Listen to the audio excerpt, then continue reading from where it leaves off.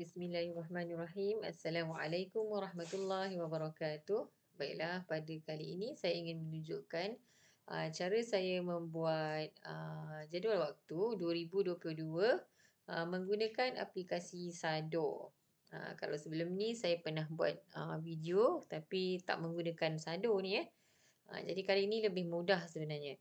Okay, jadi kalau kita lihat dekat sini, kita cuma perlu mengubah di petak bahagian kuning sahaja. Okey, jadi kita ubah kalau kat sini 2022, kemudian pilihlah sekolah sama ada SK ke SJK ke ataupun pendidikan khas. Kemudian tahun ni pilihlah nak tahun tahap 1 ke ataupun tahap 2. Kalau ada sekolah lain tu mungkin dia memilih minggu yang berbeza kan. Dia punya akademik setahun, tapi kalau di sekolah saya tahap satunya minggu akademik yang sama dan juga tahap dua akademiknya yang sama. Minggu akademik dia. Contoh kalau misal kata sekolah saya menggunakan untuk tahap satu memilih 40 minggu, jadi tahun 1, 2, 3 samalah.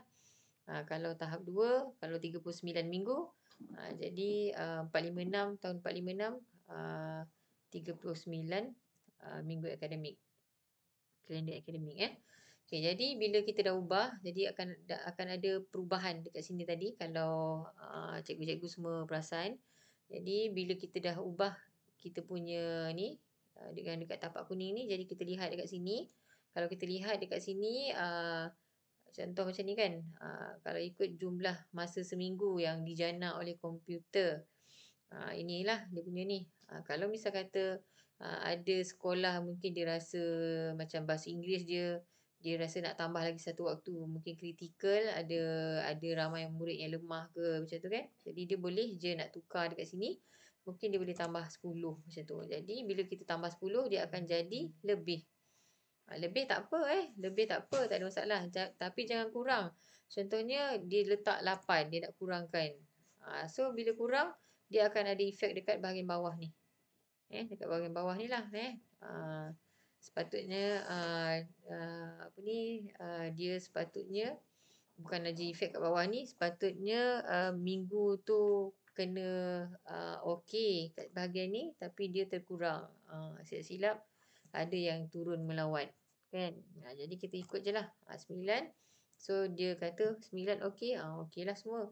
Jadi bila semua ni dah okey macam ni, maknanya kita dah boleh proceed. Tak payah nak fikir-fikir dah.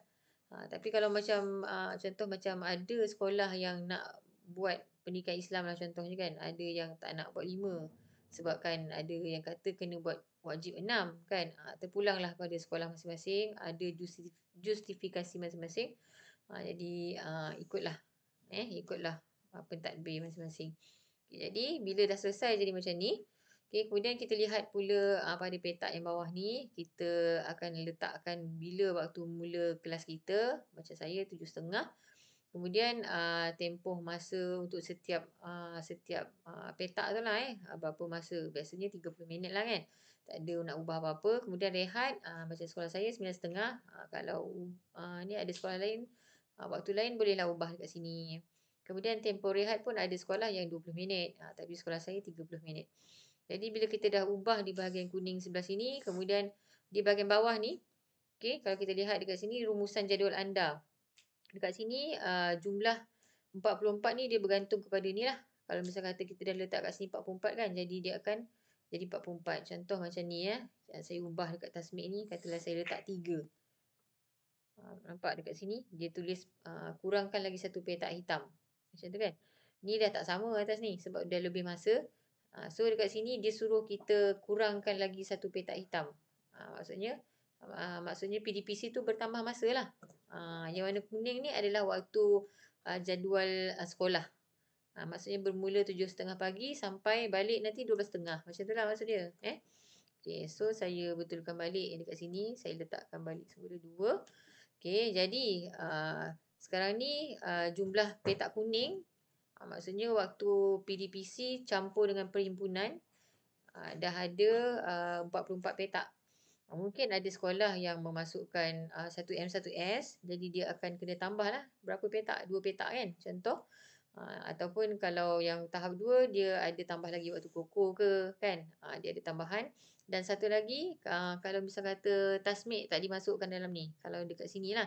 Kalau dekat sini kalau belum ditulis tasmid masukkanlah. Tapi kalau ni dah ada tasmid masukkan terus tasmid. Okay. Jadi kat sini dah complete. Semua tasmid dah ada. Semua-semua dah ada. Subjek semua dah ada. Perhimpunan dah ada. So untuk nak make sure jadual kita ni betul ke tidak, anggaran dia punya waktu masuk dan waktu balik, maka kita boleh masukkan ikut ikut kotak ni. Contoh macam 10 ni kan, 10 waktu BM. So kita masukkanlah, kita masuk type je kat dalam ni, kita tulis BM 10 nanti jap perhimpunan. Kita masukkan dulu perhimpunan, lupa pula kan. Lepas tu masukkan BM kiralah sampai 10. Lepas tu masukkan dekat semua-semua subjek, masukkan ke dalam petak.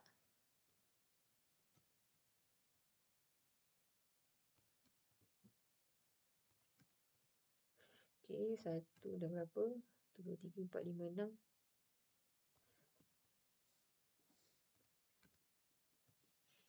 2, 3, 4, 5, 6, 7, 8,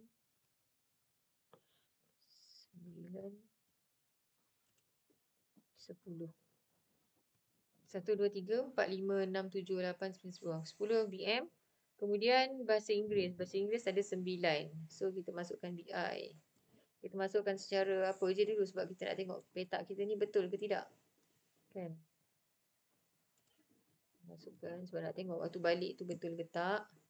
BI 1, 2, 3, 4, baru 4, 5, 6, 7, 8, 9. Kan? 1, 2, 3, 4, 5, 6, 7, 8, 9. BI 9, kemudian Mat 5. Masukkanlah Mat 5.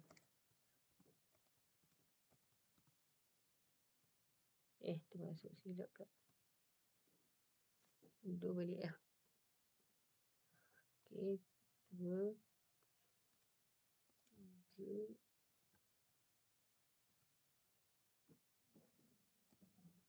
4, 5. 1, 2, 3, 4, 5. Kemudian Mat, lepas Mat Pendidikan Islam. Pendidikan Islam 5. 1, 2, 3, 4, 5. Kemudian Sains 3. Sains 2, 3. Sains 3. Kemudian PJ 3. PJK. PK. Kemudian pendidikan kesenian. Kesenian 3. Seni 3. Kemudian lepas seni BA 3. Kemudian tasmid 2. Okey. BA tasmid. Cukup tak ni? Kenapa ada berlebih? Tak ada. Ngam-ngam. Okey, bila kita dah lihat macam ni, okey, kita dah masukkan semua, masukkan mengikut ni lah yang kotak kuning ni kita dah masukkan ke petak kuning ni. Jadi dah siap dah jadual kita, dah boleh nampak gambaran. Maknanya hari Isnin balik pukul berapa, hari Rabu, Selasa, Rabu, Khamis, Jumaat balik pukul berapa kan. Jadi kita dah nampak. Kemudian katalah nak buat masukkan 1M 1S kan. Mungkin ada nak masukkan, jadi kita pergi dekat kotak, 2 lagi kotak tambahan kat ujung ni. Maknanya kita tambah 2 lah. Tambah 2, kita nak letak macam mana? Kita nak kena tekan. Ni kita baca dekat sini untuk menghitamkan petak type simbol slash kalau nak hitamkan lah. Tapi kalau misal kata kalau nak tambah petak kuning tu, so kita kena tekan delete. Jadi kita tekan je delete. Kemudian pergi bawah. Nampak? Kita tekan delete. Tu dah siap. Maknanya 1M 1S ni ada dekat sini. Macam sekolah saya dekat sini lah. Kan? Jadi 1M 1S ada kat sini. Maka yang tadi BM tadi tu kononnya sini lah. Kan? BM. Macam tu. Selesai lah. Jadi dah selesai. Macam ni lah jadinya. Okey? Yang ni tak apalah, sila hitamkan 2 petak lagi ni sebab kita tambah 1M1S tu. Okey? Okey, itu saja perkongsian saya pada kali ini. Semoga berjaya. Boleh dapatkan dia punya apa soft copy di bahagian description YouTube ni. Terima kasih. Bye.